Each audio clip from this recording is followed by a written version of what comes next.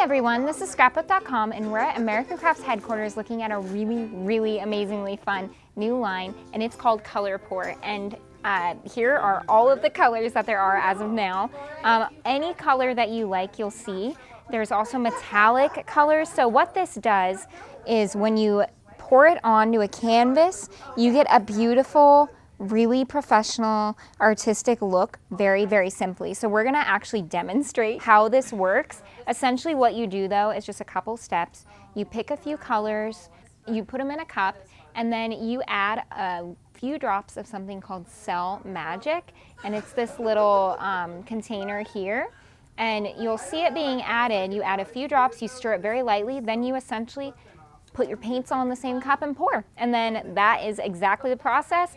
And you flip a cup over and the paint goes everywhere. And you can really use any process you want. You can smear it, you can mix it around, you can use your hands with gloves because it's very messy, you'll see.